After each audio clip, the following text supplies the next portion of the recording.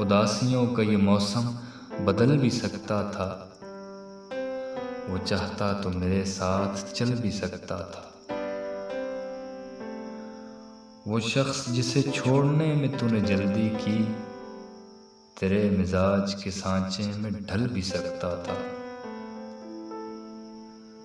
وہ جلد باز خفا ہو کے چل دیا ورنہ، وہ جلد باز خفا ہو کے چل دیا ورنہ تنازعات کا کوئی حل نکل بھی سکتا تھا۔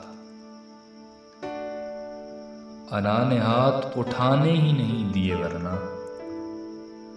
انا نے ہاتھ اٹھانے ہی نہیں دیے ورنہ میری دعا سے وہ پتھر پگھل بھی سکتا تھا۔ تمام عمر تیرا منتظر رہا محسن، تمام عمر تیرا منتظر رہا محسن، یہ اور بات وہ رستہ بدل بھی سکتا تھا۔